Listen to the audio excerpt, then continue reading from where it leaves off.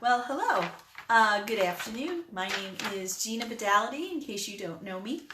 I am the owner of embracingimperfect.com, a lifestyle blog for moms raising kids with disabilities and on the autism spectrum.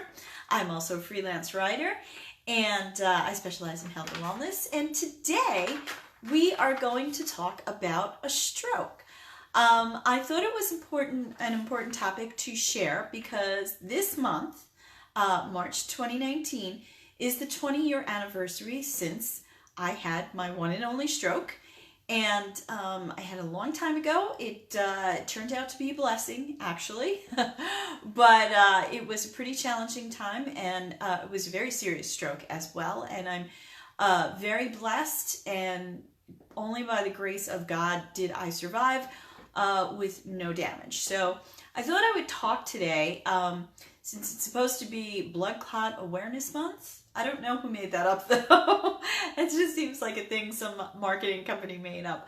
But also, given that this month was the death of Luke Perry due to a stroke, famous actor formerly of 90210. And allegedly, he died of a blood clot as well. That's what they said. They're kind of sketchy on details. Hi, Ann. How are you? Welcome. So today we're going to talk about a stroke and what caused my stroke and what causes strokes, what the symptoms are, and what you can do about it. Now, it's really funny because they did a little search. I've done this a couple of times because I've written a few articles on my blog about a stroke and what the signs are. And it's really funny because the signs, they're not even the signs that I had, the common popular one, or this is what they said. But I honestly, when I'm looking at the signs that they're listing, these are like extreme things, like face drooping and speech difficulty. Like, that is pretty extreme. If you've gotten to the point where your face is drooping from your stroke, you've probably done some serious damage. Hi, Kelly, how are you? But let's start off with what is a stroke.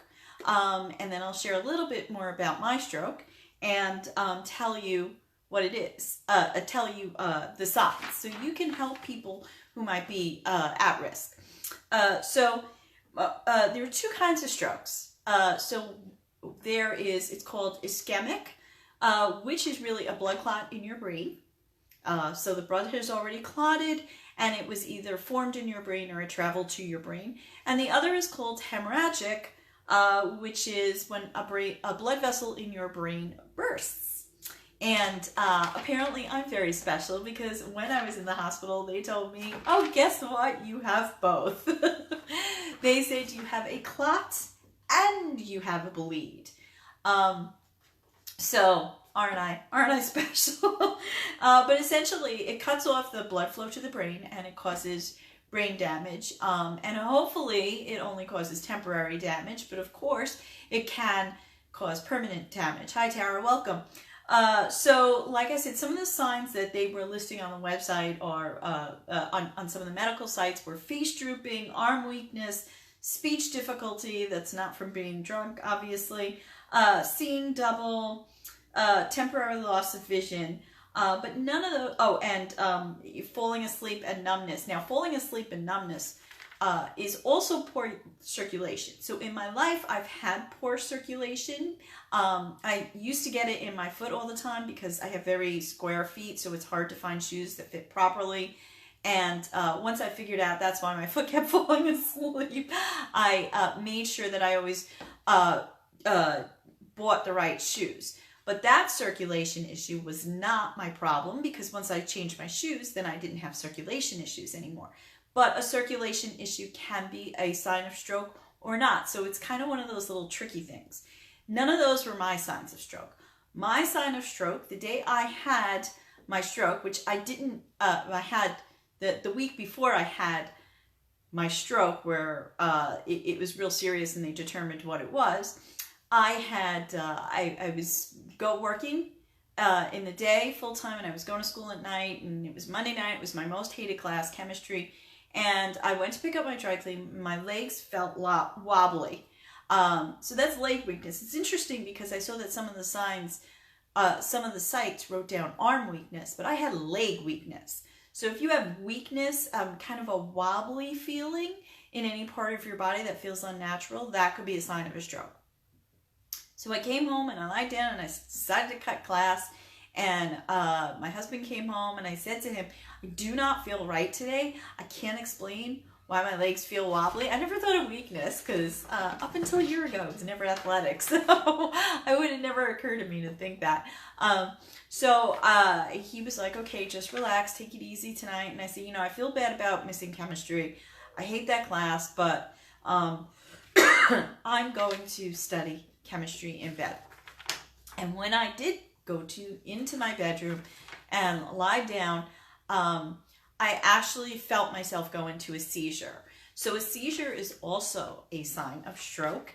And I had my eyes rolled up in my head, and then I was unconscious for like a good half an hour. In terms of what I knew, I was conscious for parts of it in terms of what my husband knew, but I have no memory of the time of about the half an hour after I seized. My eyeballs rolled up in my head. My husband said that I managed to scream out his name before I lost my vocal cords. And he said that I was arms and legs flailing. So it was a true seizure. It was a real seizure. What was interesting, though, is when I went to the hospital, they never said it was a stroke. They said, get an MRI or a CAT scan or something like that in 2 weeks. And I would have been dead in 2 weeks if I had waited. Hi, Angela. Anne wrote, it's important to know. Thanks for sharing. Yeah, I think it is really important. So there I was having a seizure. I had lost my consciousness. See, I don't want to say that I blacked out. I was conscious, but I have no memory of that period of time. Sort of like being under amnesia. I have no memory. Angela wrote, strokes are scary. Glad you are such an inspirational survivor. Thank you, Angela. We went to the hospital. For some reason, they were like, we think you have meningitis, and took a lumbar puncture, also known as a spinal tap, which is to this day, 20 years later, nobody can touch the back of my like where my sciatica is, because that was so painful, and I had pain and agony over a lumbar puncture like the entire week. So never get one if you don't have to. Angela wrote, I know presentations can be different depending on what parts of the brain are affected. This is really important info. Thank you. Yes, as I was saying before, Angela, that there's face drooping, speech difficulty, seizure, which again, nobody even wrote seizure on the websites that I looked at real quick, and it was like, why? But they're seeing double, slurred speech, lots of different things.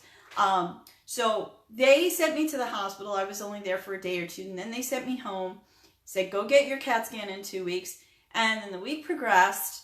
I don't remember much about that week, except my parents came up and Mom cooked all my favorite dishes. It was kind of her last time, my memory of her before she got Alzheimer's. So I'm grateful that we had that period together. But it came the following weekend. It was Saturday night. I got a really bad headache. A serious headache is a really big flag of stroke. Sharon Stone, the actress, I know she had a stroke, and her flag was a headache too.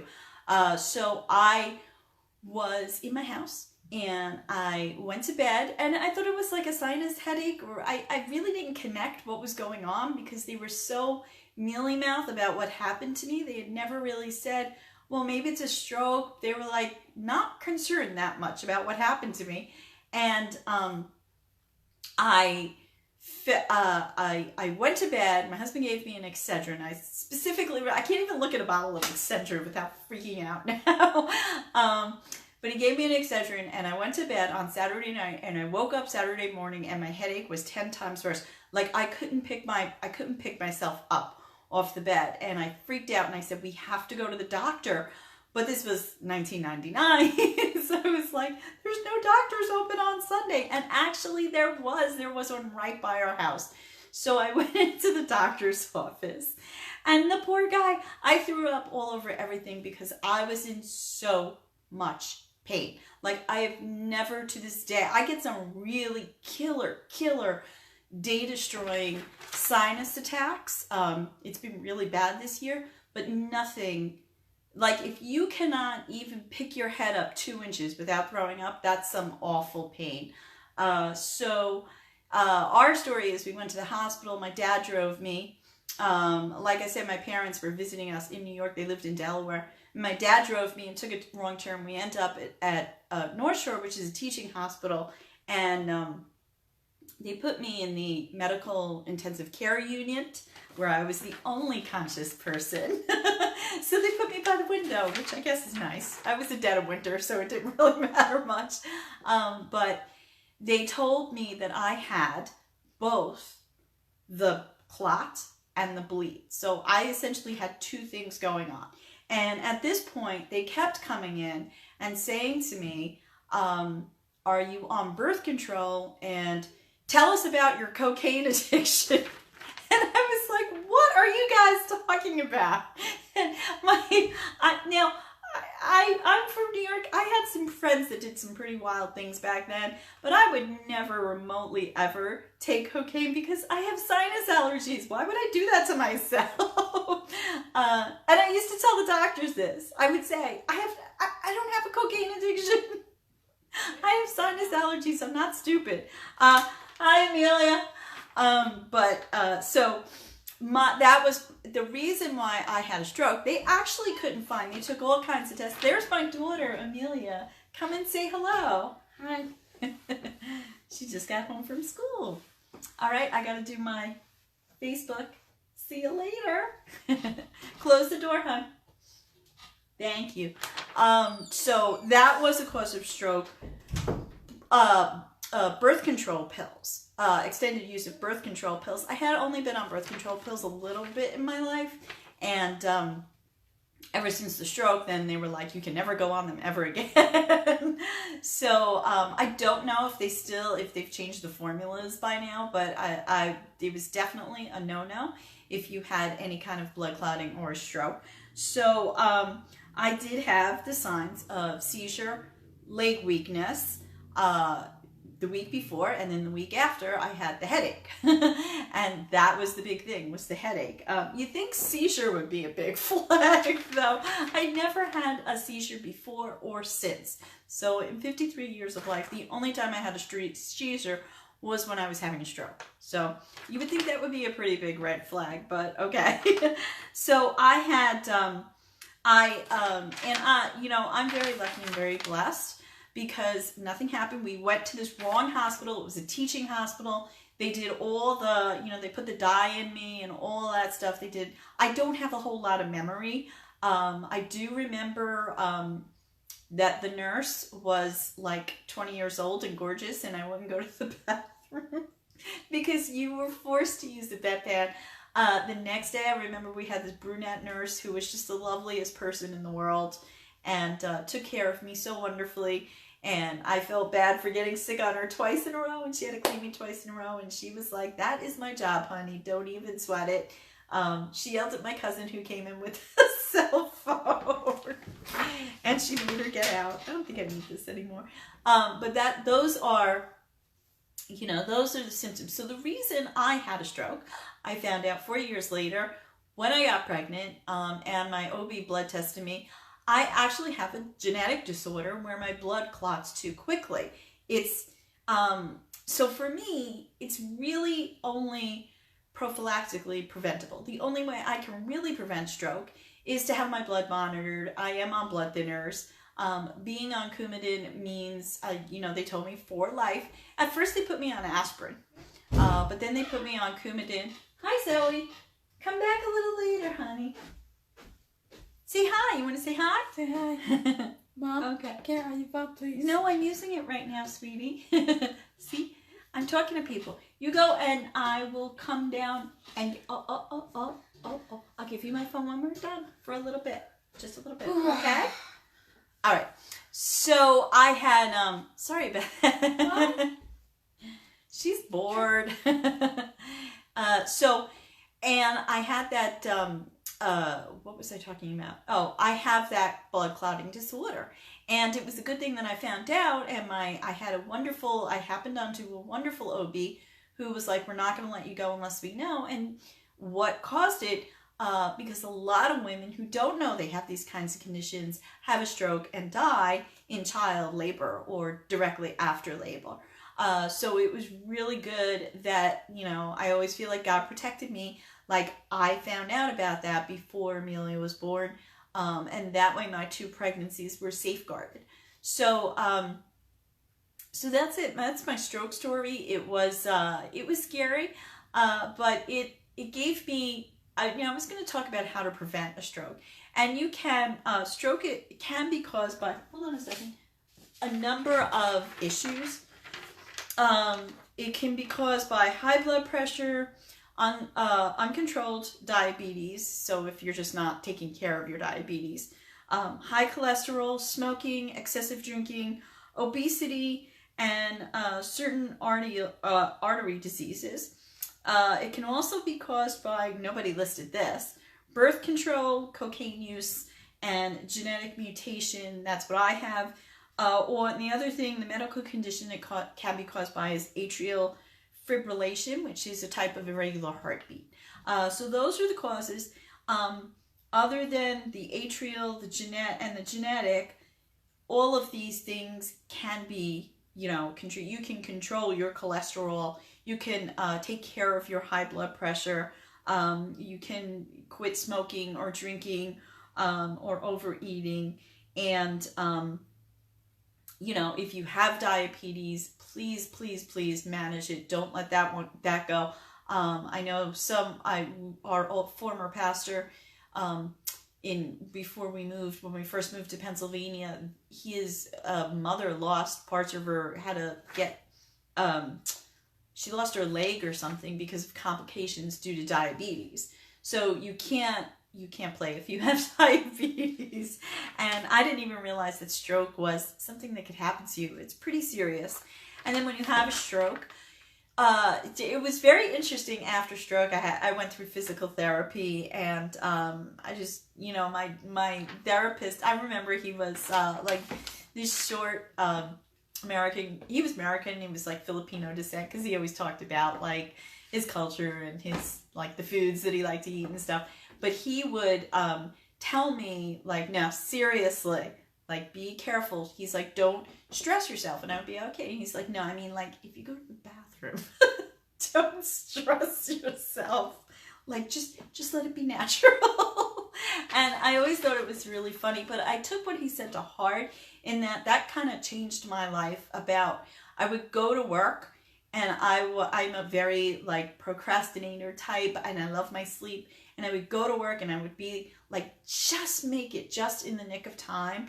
And I would always be really stressed out commuting to work and running onto the subway and running to the train and running with all my gear. And, when he said to me, like, you need not to stress, I realized that what he meant was I needed to, like, slow down. So I forced myself to get up earlier. And I was actually, a couple of weeks after that, I was actually coming home from work, and I was running. I wanted to get home so bad, and I ran into this woman because I was running home, and her whole purse fell, and she had like I don't know, like 100 coins of change. And I shouldn't talk because I have like 100. Somebody paid me for something in a wall of coins. So I have the same thing going on right now. And they went everywhere, and she rightfully read me the riot act. And I remember thinking that was something like 3 or 4 weeks after I went back to work after my stroke. And I went, you know what? I shouldn't be doing this. I should just take my time getting home and take my time getting to work. And so I made that change. And the other change I made was I didn't like what I was doing. I was sort of a temporary job. And I thought, you know what? All the other fields that I've always, maybe this is a good field because it makes good money and this is an interesting topic. None of them were what I really wanted to do with my life. So I was like, you know what? I'm going to go into web design, because through web design, I can actually become a writer. And actually, that's actually how it worked out, even though the road was like not my road. It was God's road. But I do what I'm meant to do in life because of the changes I made after I had my stroke. I became a much more calm person. it's taken me 20 years to be as calm and together, and also embracing the Christian faith, to be as calm and cool and collected a person as I am now. But I do know that after I had my stroke, I knew that when the doctor cleared me and said, you have no damage whatsoever, I completely knew that was a miracle. Like, I knew it. I didn't even really know God yet, but I knew that was a miracle from some higher power. And I remember exactly 1 year later standing in, we were on our way to go skiing, and I was standing in, we stopped for dinner, my husband and I remember standing in the bathroom thinking, I am alive, and that is a gift. And you need to remember that your life is a gift, and it can be, when it's time for you to go, you're gonna go. So on the way, and that could happen anytime. It could happen anytime to any one of us. Because I am a Christian, I don't fear that, although I think all of us really fear the method by which we're gonna die. Because let's face it, most of the ways to die are not pleasant. But I have no fear about what's going to happen to me afterwards. So I'm very confident about that because of my Christian faith. And that is my story. And so that's, just remember, if you see any of these signs, if you have a friend who is like, wow, I've just got this headache and I went to bed and I woke up with it and it won't go away, that's like a really bad, unless they actually have a condition that they know about, like migraine, that's a pretty big flag. So keep all those things in mind. Face drooping, seizure, tingling, numbness, that's not just caused by poor circulation, headache, speech difficulty, that, they're not drunk, but you can't talk right, legs feel wobbly, arm weakness, leg weakness, seeing double, and temporary loss of vision. They could all be signs of a stroke, and you should get to your doctor and ask them about it right away if that's you. Especially if you smoke, if you have high blood pressure, if you have diabetes. But remember, like me, I didn't know that. I didn't have any of those things. I never knew why it happened to me for 4 years. So that is my story. So okay, I'm just about to wrap up, but I just wanted to give one little book I like doing a little book recommendation, and then I've already got planned what I'm going to talk about next week, so I'm going to talk about that too briefly. So right now I am reading today or tomorrow, the movie Unplanned comes out, which is about a woman who was very high up in the hierarchy of Planned Parenthood, and how she left and how she became a pro-lifer. Well, I'm reading her book. I'm halfway through it, but I'm going to recommend it because it's a total page turner.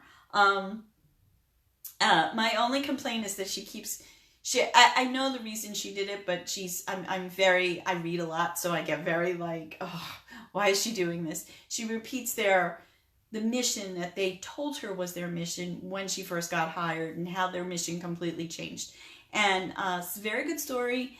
Like I said, it's a page turner, and the author, Abby Johnson, she's very open and she's very vulnerable about her confusion, her mixed feelings, her lack of faith, her wishy-washy faith. Like, that's what I like about it too. Like, she doesn't put up any cards of, well, I was one way and then I changed. She's like, I was always wishy-washy on this topic.